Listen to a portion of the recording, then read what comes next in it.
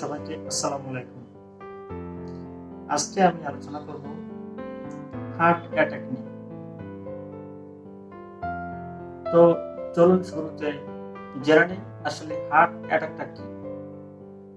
Heart attack হলো, সহজ ভাষায় বলতে গেলে, হার্ট অ্যাটাক হলো হার্টের রক্তনালীতে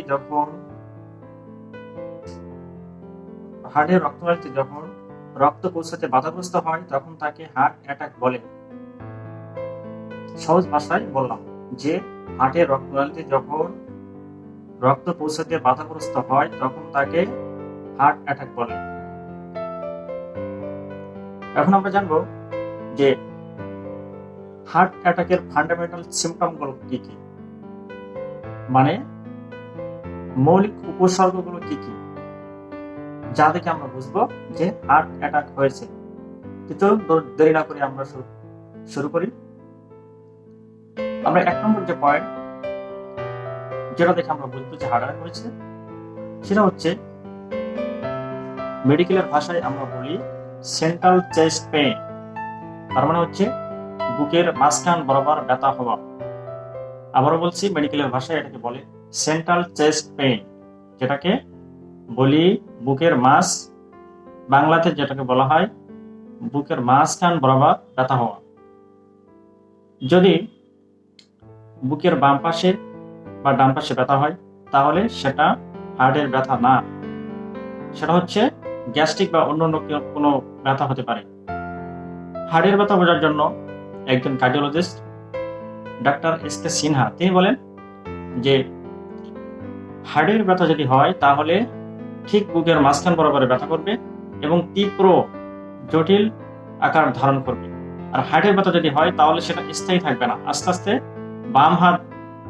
বাম হাতে এই ব্যথাটা অনুভব করবে একজন রোগী, সাথে সাথে তার ঘাড়েও এই ব্যথাটা চলে যেতে পারে। যখন হার্ট অ্যাটাকের এই ব্যথাটা তার ঘাড়ে চলে যাবে, একজন রোগী মনে করবে যে তার ঘাড়ের যে মাংসপেশি এগুলা যেন কেউ চেপে ধরতেছে এমন মনে করবে। তার গলা, ঘাড় এগুলো ব্যথা করবে আস্তে আস্তে, মানে বুকের মাঝখানের যে ব্যথাটা, এই ব্যথাটা আস্তে আস্তে তার গলা বা ঘাড়ের দিকে যেতে পারে এবং একজন রোগী মনে করবে যে তার গলাটা যেন কেউ আটকাই ধরতেছে, ঘাড়ের মাংসগুলো যেন কেউ চেপে ধরতেছে, এমন মনে করতে পারে।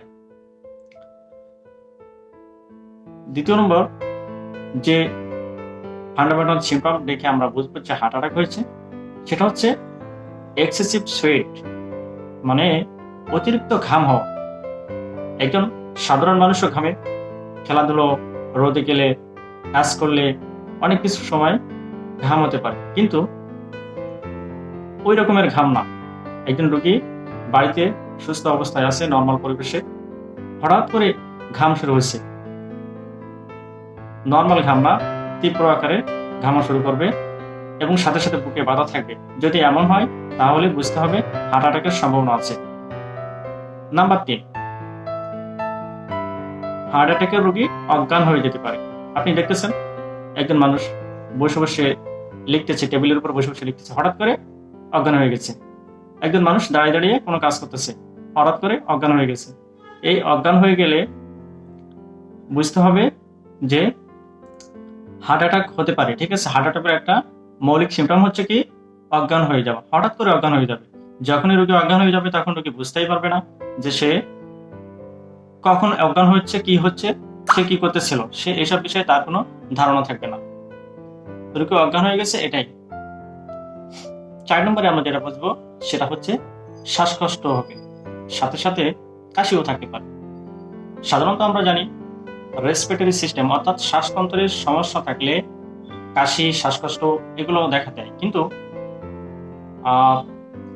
যারা কার্ডিওলজিস্ট, হার্ট বিশেষজ্ঞ ডাক্তাররা তারা বলেন যে হার্ট অ্যাটাকের রোগীরও একটা ফান্ডামেন্টাল সিমটম অর্থাৎ মৌলিক উপসর্গ, সেটা হচ্ছে শ্বাসকষ্ট হতে পারে, আবার কাশিও থাকতে পারে।